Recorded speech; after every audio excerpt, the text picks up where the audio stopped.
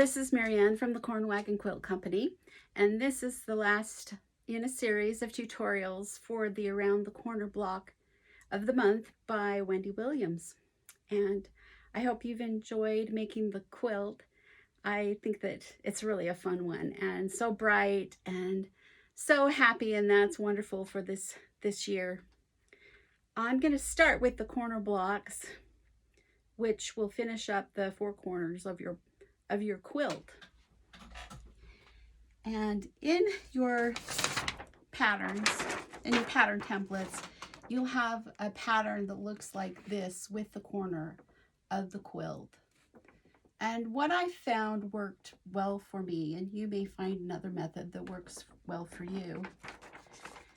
But what I did is I cut out four corners of the background fabric, and these are going to be 9.5-inch squares. And then I cut out four of the colored one, and your fabric's going to be more like this. I just grabbed some fabric that I had here at my home. So I would cut out four of your colored fabric for the background. And then I like an outer curve like this to applique better than an inner curve. So I decided that it might be easier for me to make a template for this curve right here for the background piece. And then I've made the template out of freezer paper, and then I've ironed it on to this piece of background fabric and given myself a 1/4 inch extra here beyond the template. And then with my iron, I've just turned it over around the freezer paper. You can see that, I think. And then I will just put it on top of my colored block and pin it. If I can grab a pin. And then I think that that curve will be easily appliqued onto the colored background. So when you get finished, it will look like this. This is not the same curve as in the quick curve ruler, and so you need to use the template to make this block, which there will be 4 of these. So that's just one way that you might do that corner, those 4 corner blocks. I'm just going to put those pieces away for now and talk about the rest of the border. Oops, there goes my thread. This isn't always easy to film this all by myself, so I apologize for not doing it perfectly, but hopefully you can get some good ideas from the tutorials. A couple of months ago, we talked about how to make these borders right here with these green and turquoise pieces that give this wonderful motion to the outside border. So what I have today is 2 of these for the left border and the right border that I'm going to put the applique pieces on. And I thought I'd just give you some hints and tips that I found worked well for me. This will be the right border right here, and I'm going to demonstrate on the left-hand border. I have a roll of kind of tissue paper. I think I bought it one time from a physician who had paper that he put on his exam table. And it has worked well for me for a few things. Now you could also use freezer paper. That would work just as well. This tissue paper is just a little bit lighter weight, and so I can see through it just a little bit better. But what I have done is I've taken the pattern, and the pattern for the border has multiple pages, and you can see it right here. But she has them numbered up here at the top, and so you can just add them together to make the big long border. So what I have done is taken this pattern that she has, and I've traced it onto my paper And I actually have just traced the vine, and I did trace the curving border where where the colored fabric is attached to the background fabric. So that gave me a template for where to add my vines. I think when I first did this, I actually sort of did it just by looking at the pattern and adding the vines. But this would be a little bit better way to get them in the right places. So it's a good placement guide, and I think that it's worked well for me this time.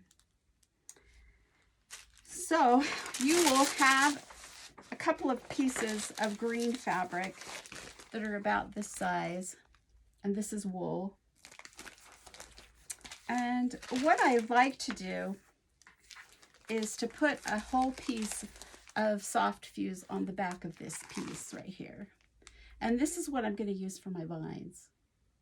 So I have my soft fuse on here, and then I'm going to take it to my cutting board, and I lost my ruler somewhere here. Let me grab it. I have to grab another one, I can't find it.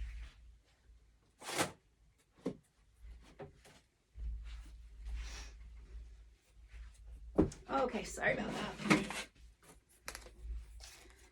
So I'm going to trim off the outside edge here so it's nice and straight. Don't you love new blades in your rotary cutter? They're just fabulous. And I have cut my vines 3/8 of an inch rather than 1/4. I think 1/4 is just a little skimpy for this. So I'm doing these vines at 3/8 of an inch. With my rotary cutter and mat, I can just cut a bunch of these. I'm not sure how many it takes, but it takes quite a few for both borders.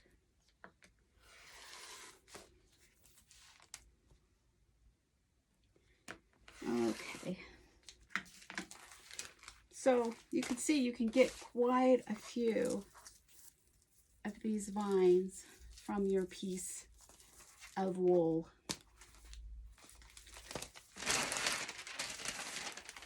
Set those aside and put my vines right here. Another thing I'm going to need is a glue stick, which fell off. I like to buy glue sticks in bulk, and then I put them in my freezer, and then when I need one I just pop them out and they're nice and fresh. So that's an idea for glue sticks. I like the white ones, not ones with purple on them, but these help your wool stick to the background really nicely, at least temporarily. And I'm going to show you how I use that. So I have my vines here ready. And another thing I have done beforehand is make the little circles that are going to go on the border. So if you can see here, I have a whole bunch of circles that are ready to be placed onto my borders.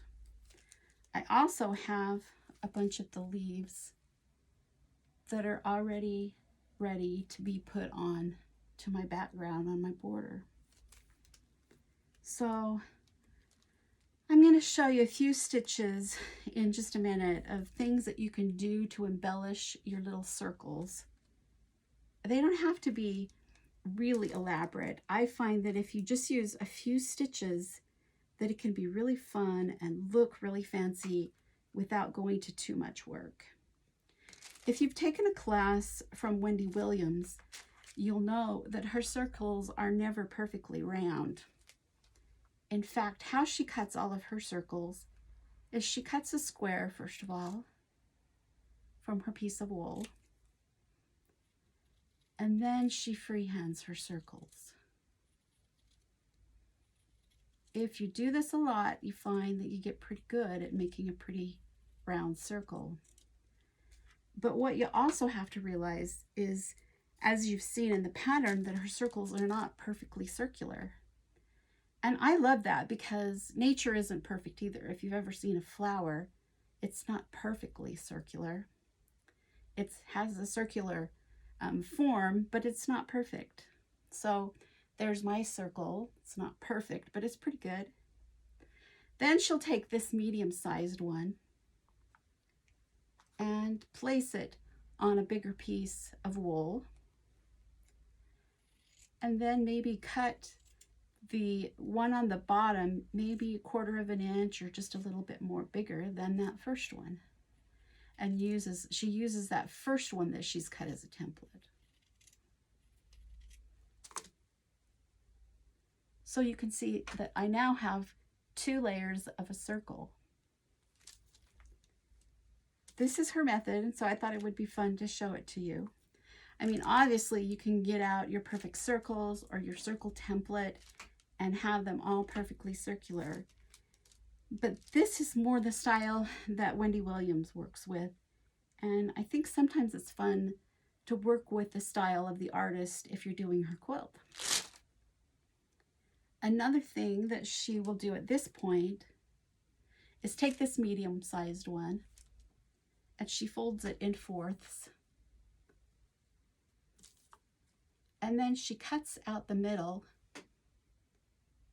to make a donut shape. So mine, if you see hers are almost perfect. Mine's a little squarish, but I can sort of even it up and so it looks more round. So I'm going to try to do that by hand. So now I have a donut shaped piece of wool that I'm going to put on that larger piece. And you'll see that a lot of the circles in her pattern are done this way, with this donut shaped circle on top of the larger size circle. I have a couple of them here that I'm going to show you. Another thing she really loves to do is to take a fabric that has a motif on it, like one of these. And I think you have this one in your kit. So she'll just pick one of these little flowers on this background and cut it out just around the motif. So I'm going to cut out around this little flower. I don't have to do it perfectly because what I'm going to do is separate the donut from the background. I'm going to place that little flower right there in the center. And then I'm going to put the donut shaped one on top, and you can see how the little flower motif pokes through. What I have done with these right here, I have some more done that same way. You can see the little piece of fabric in there poking out of the donut shape right here. And then using my wool thread, I will just applique down the wool on top of that cotton piece. So I don't have to turn the edge of the cotton at all. Your stitching, when you applique down the wool donut thing, will also hold the cotton piece down. So here's an example of one right here that I've finished appliquing. It's all ready to be embellished now. And you'll also see that Wendy Williams really loves to do the embellishment separately on each of these circles before she applies them to the quilt or to the border in this instance. So I have a couple of them here that I have not embellished yet.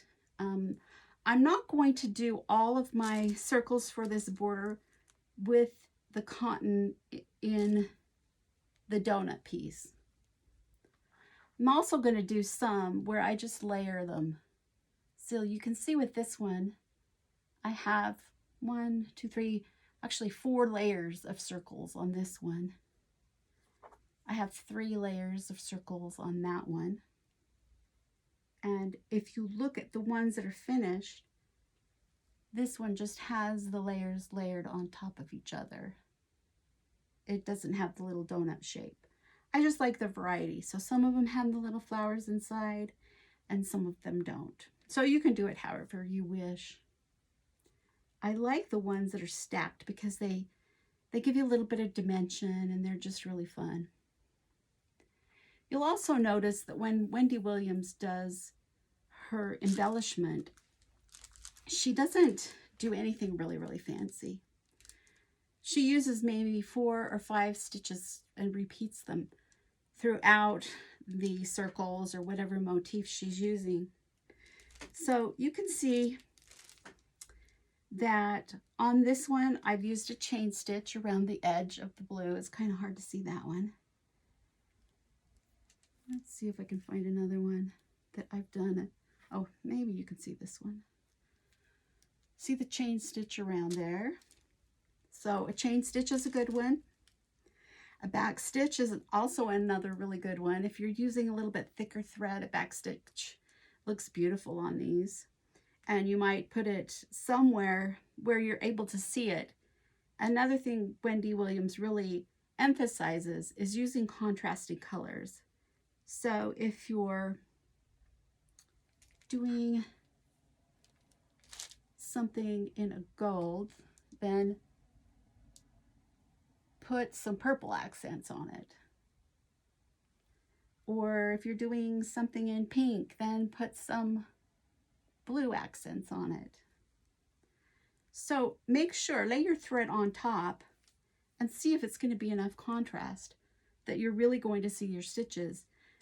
In my opinion, there's no sense in doing the stitches unless they really pop, unless you really see them. So on these that I've appliqued down, I might also do a couple of other stitches. One thing that she does is French knots or colonial knots a lot. You can do whichever you feel comfortable with. I've gotten so the colonial knots work up a lot faster, so I do them as colonial knots. But French knots are great if you know how to do French knots. Another thing that is rather dramatic if you use as a stitch is a fly stitch. And a fly stitch is really simple, and I'm just going to try to show you how to do a fly stitch. If you're doing a fly stitch, you can do it one of 2 ways. This fly stitch in this little circle, I've started just outside the blue circle and gone out. I've gone from the middle outside. And so you can see how the fly stitch looks there. And it's in the blue, light blue. Or you can take your fly stitch and go from the outside to the inside. And then your fly stitch will look like this. Or you may also do it and sew your fly stitch, let me see, looks like this one in the center. See how it makes the little star? So it looks entirely different if you're going from the outside in or the inside out. I'm going to do one here where I start from the outside and go in to the very middle. So I'm going to start on the edge where this purple meets the gold. Bring my needle up.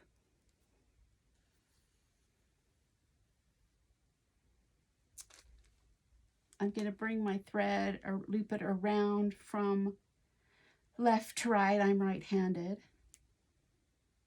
And I separate them by probably about 1/2 inch, maybe a little bit less. And then I'm going to bring my needle up. Well, let's take it all the way to the middle. I'm going to bring my needle up at the edge of the pink and catch my thread. And then sink it right in the middle of my circle. So that's what my fly stitch will look like coming into the center.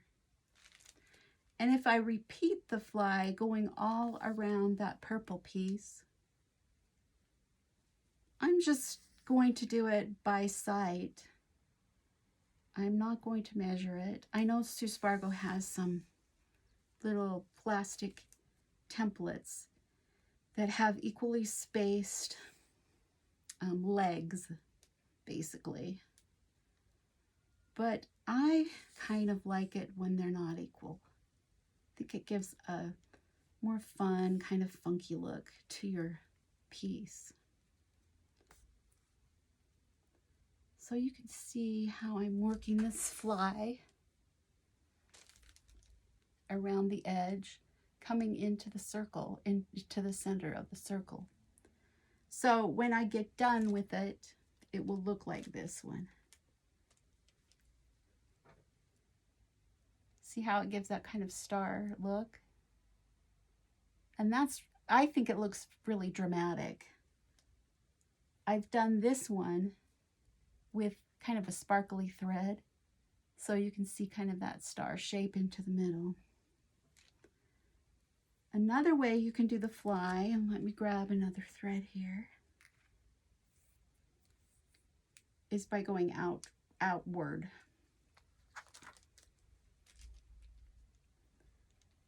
Let's see, make sure it's going to show up. Let's do it on this one. So I can start, I'm going to start, this one's a donut shaped one, and I'm going to bring my thread up on the edge of where the cotton piece is, and then I'm going to go towards the outside. So again, I'm just going to do the fly stitch.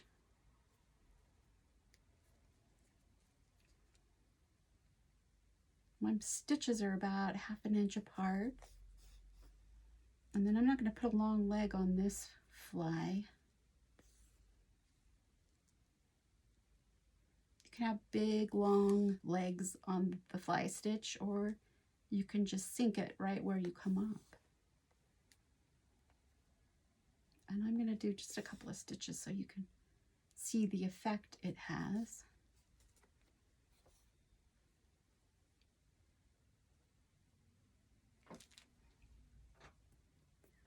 Remove my finger. So you can see how the fly makes a different effect as you're going outside from the inside to the outside. So if you have a book, you might need to look up a tutorial again on fly stitch, or if you have a book, for some stitches I have to get my book out every time and look at the book, just make sure I'm getting the stitch done correctly. On most of these I have also added some French knots or colonial knots. You can see how they just make it really pop. So almost all of these have French knots, but they're all in different places. You can see that I've put it in the Y of that one, in between the Y's of all the fly stitches. And let's see, I've just put it in the middle of the little one of the circles in this one, and I've put it in between the flies on that one. Another stitch I do that I think looks really pretty is just a basic straight stitch over the donut. So I'm going to start on this one just at the edge of the donut and the piece of cotton fabric, and I'm just going to put my thread over that wool that creates the donut. So I'm just coming up and down and up and down.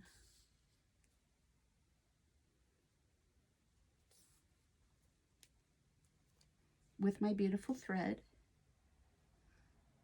And so you can see how the thread has gone over that piece of wool that creates the donut. And you can see in this one what a dramatic effect it has with such a simple stitch. See how the gold is just over the top of the piece of wool that creates the donut. Let's see if I have another one. Oh, I'm sure I do, somewhere here. Oh, there's one. I've done it right here and then put French knots in between. So just use your imagination. These actually don't take a lot of time to work up because the stitches are pretty simple. With my leaves, I've just done them simply like this. I've appliqued the green onto the dark green, and then I have two different colors, the light with the dark and the dark with the light. And you'll see on her pattern that she also does that. So now I'm going to show you how to add this all to your piece of background fabric. You'll remember that we cut all of these vines right here. And on the back of the vine, I have soft fuse. So I'll pull off the soft fuse and make sure you have the side with the soft fuse on it. And that's where I'm going to get out my glue stick. When you glue wool to stick down, it's not just a teeny tiny bit. I mean, you have to get a little bit of glue on there. So I'm going to do it actually on this paper here. That's my guide. Okay. And I've done it on this end of my border. I'm going to scoot this down. And hopefully you can see that I've placed the border on this end, and I'm going to demonstrate doing the rest of this border, putting the vine down. I think that's the most important part, is that you have the vine placement good. Just going to trim a little, let's see, trim this off diagonally just a little bit so it'll fit underneath that other piece.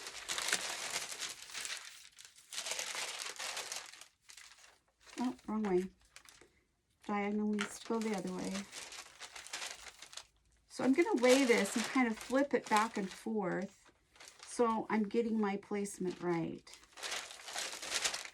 I pinned this piece of paper on the top of this. And then with the glue on here, I can place it down.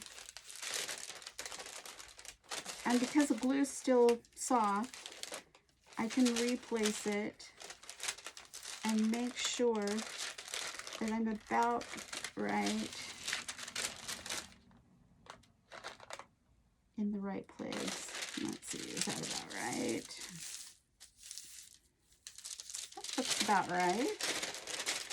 And I'm going to trim it off where it ends. So you can see how I placed that down here using this as a guide. Now I wanted to try something else.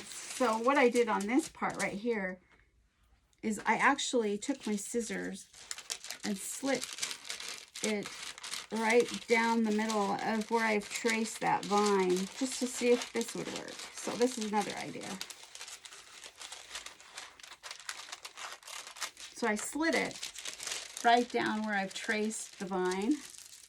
And then you could use a friction pen, or I've got just a pencil here, and just lightly through that little slit, you could trace the vine line.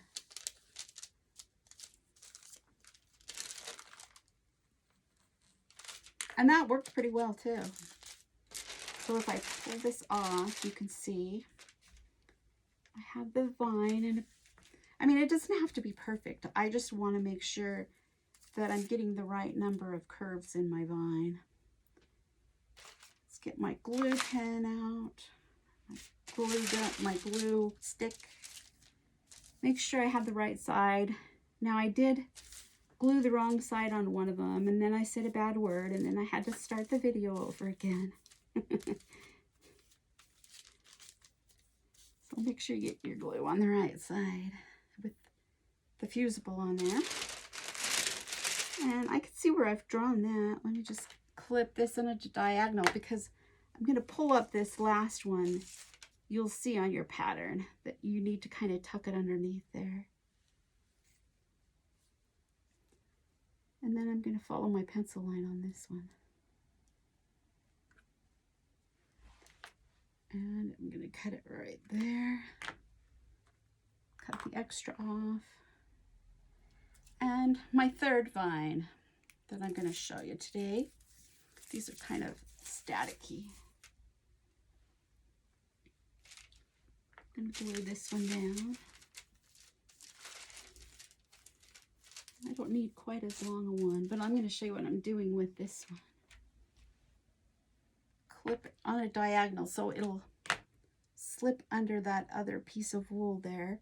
So I'm going to pull it up just a little bit and slip this underneath the vine. And then place it down with the glue. Okay. So I'm going to take this off and just show you my vine.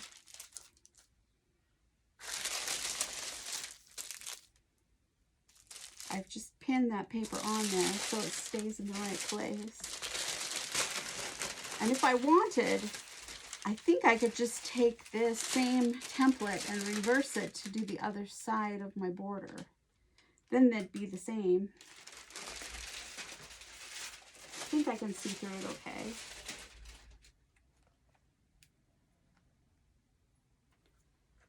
Okay, so you can see how I've placed the vine where she has recommended it in the placement guide. I have also placed some of my circles down here, and you can either trace it onto your template, the paper that you put over the top, or what I actually did is I got out the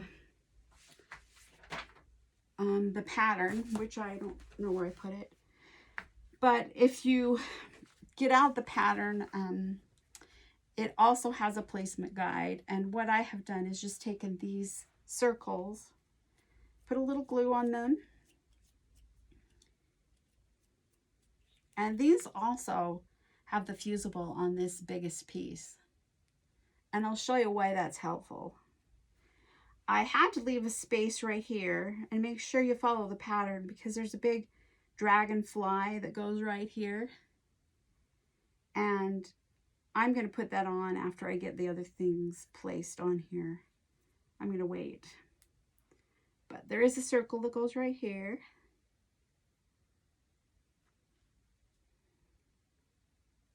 So now all I will need to do is just applique these down, and then if I want to put some kind of embellishment around the outer edge of this, then I can do that. But what I find is helpful is to have the fusible on the back of these vines and the leaves and the circle. I also use the glue because once I have them glued down, I can actually take this to the iron. And I have my iron here. Here's some little extra pieces. I had a little extra on some of them. Save these for vines for something else.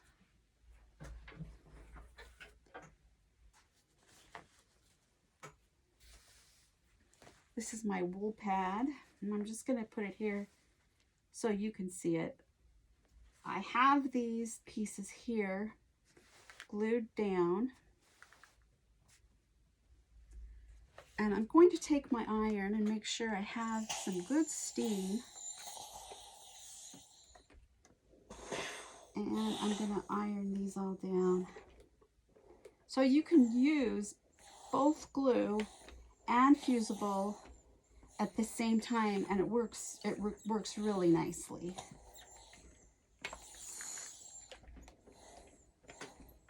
I'm going to go ahead and just finish ironing down these vines that I've already glued, but glue can be sort of temporary, and the fusible makes it much more likely to stay on there.